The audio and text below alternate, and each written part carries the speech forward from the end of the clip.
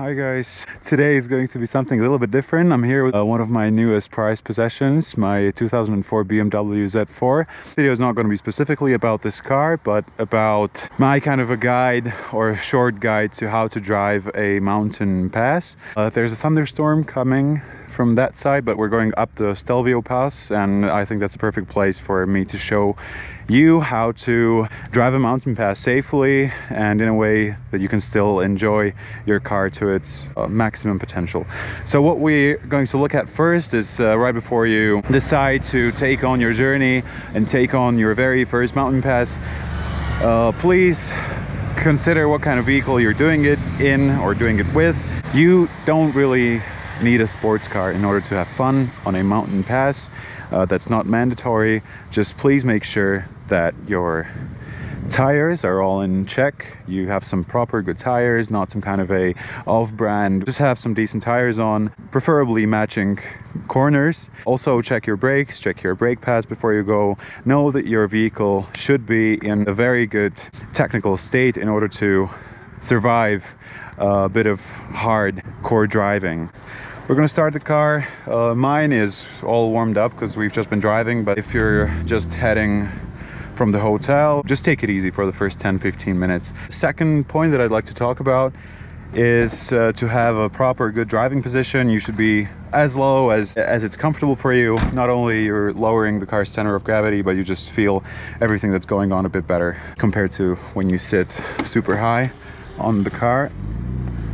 So make sure that you have this sorted before you go. We're going to start off slow. Stelvio is a very iconic mountain pass. Everybody knows it, especially from Top Gear. But it's quite tricky to drive because the bottom section, as you'll see, is quite wide and it's quite easy, but then it gets quite tricky with the super steep hairpins. But this side coming from Bormio is much more manageable than the other side, which is the more scenic one, the one where everybody takes pictures.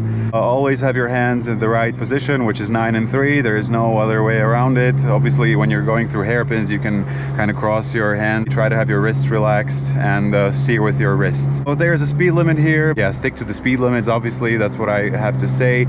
That's the TLDR, and now I'm just going to try and push it a little bit. Try to stay in your lane the entire time. That's quite helpful. Beware of other traffic. There's bikers going downhill, uphill as well. So try to stay in your lane, especially it's quite easy when you have a car that is this small and nimble as the Z4.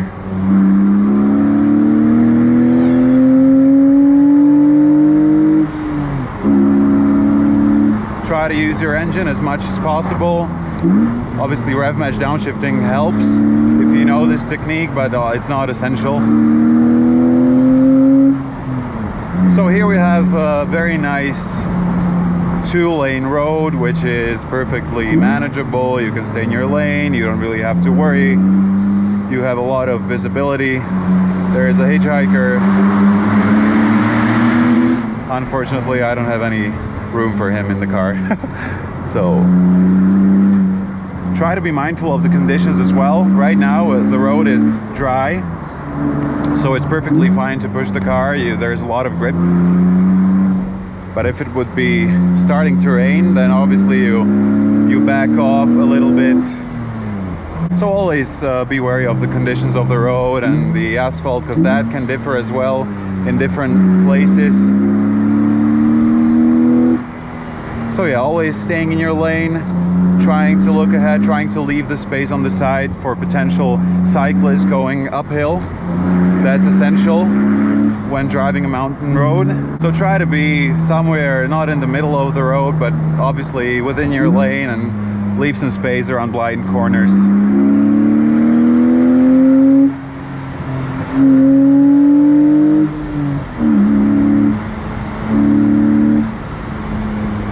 This is such a wonderful road. It's one of the best in the world, I have to say. Always looking as far as you can into the road, into the side of the road, as far as your as far as you're able to see, that tends to help. Also with judging the way the corner is shaped. And here we have the first hairpin of many to come, but still 2 lanes. Try to heel toe into first.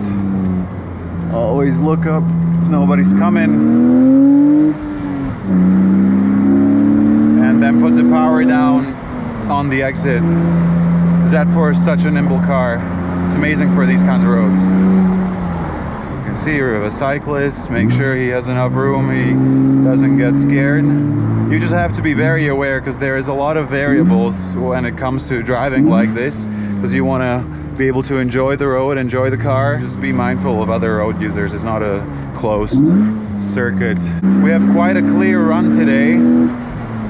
Not a lot of overtaking for me to do. Now we're entering the famous galleries, which we have to slow down for because it's quite narrow. And also you don't really want to be going very quickly through here, because there's some condensation on the road coming from the ceiling, so it tends to be quite wet there and sketchy, so you don't really want to go too quick there. There's a couple of nice corners. As you can see, guys, I'm always trying to stay on the side of the road. You see bikers going towards the middle, so you want to stay on the side, because sometimes they drive like complete pigs. I mean, I love all road users, but sometimes just really the bikers have some kind of a syndrome or complex. Not everybody. You see, there is a caravan, so we take the wide road. Always try to look as far as you can into the corner. That tells you a lot. Don't just look in front of you hoping for the best. Oh, we have a nice convoy of Porsches ahead. I'm gonna let them pass.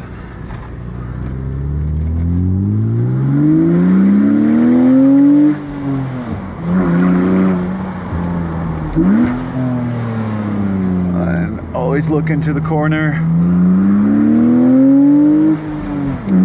See what's on the other side. And here we have a red light, which we have to wait for. And then I'll show you how to hopefully safely overtake these vehicles. Okay, he's letting us pass. You can see this is proper etiquette. We thank him for his service and go on with our journey up the pass. Okay, here's a wet patch. It's like ice. Ooh, quite a bit of rain now. We should be fine. I'm gonna overtake now.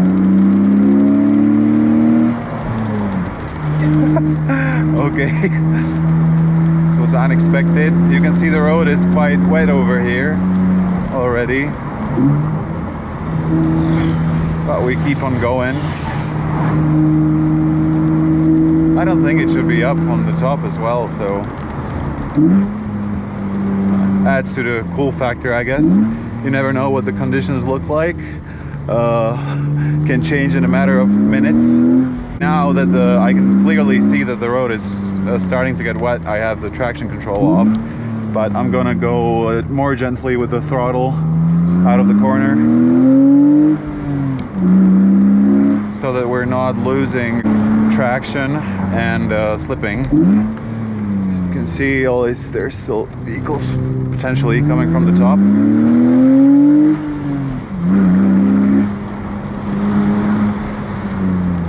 Nice. Downshift, use the engine to brake, and now we can accelerate.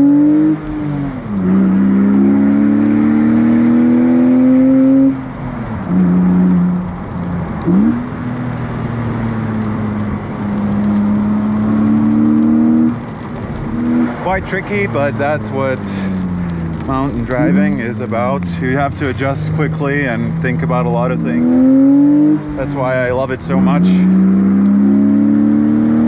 But it looks fine on the top, so I think it's just the cloud that's above us that's causing us a bit of trouble. Fortunately, the Z4 is quite easy to drive in the wet because it doesn't have that much power to overwhelm the...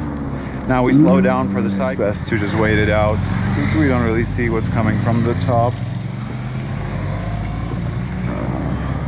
Okay, there's no one, so we can now overtake. I have to keep moving because then the rain is not so... well, you don't really feel it that much once you start moving a bit faster. These hairpins are lovely.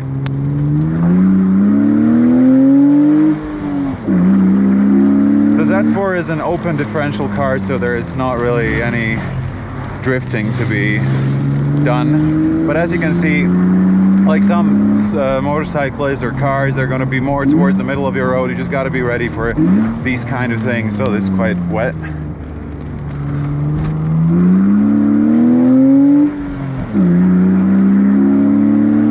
So you just have to be ready for everything. Tourists on the side of the road, whatever. You just have to know how to make your way around the pass. But that also comes from experience. It's just you have to stay alert all the time and think about these things subconsciously over time. And right now, I mean, that it's starting to get wet, the bikers also are having a bit more trouble. Okay, this is getting quite heavy, but whoa, we keep on enjoying and going forward.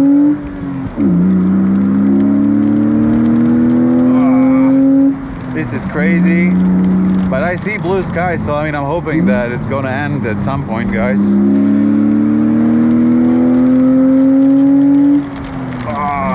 Shit. This is not great. Okay, shit. Okay, now it's very wet. I think I'm gonna have to put the roof down because we're stopping. Oh, I don't know actually, no. It's just a... Oh my god. Oh, a good way to shower if you're not into that. Yeah, it's clear now. I told you, you know, there's... the weather changes so fast. Over one crest, the weather can change completely. There's a thunderstorm on one side of the mountain and it's sunny or whatever on the other side. I mean, obviously always look at the forecast before you go, but there's days like this where you don't really know what to expect. Going fast helps.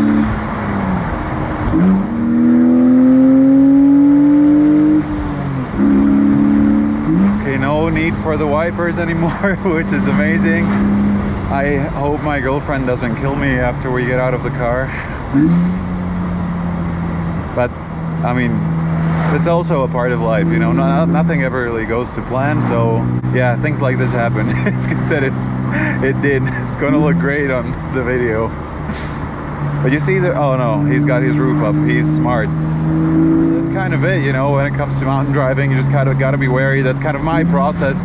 I know it wasn't really structured or done in a way that would have some proper points on what to do and what not to do. I just wanted you to hear my thought process when I'm trying to push hard in very tricky conditions and still enjoy the car, which I think we did on this run up. Now this guy doesn't really know how to take a hairpin, but that's also a part of it.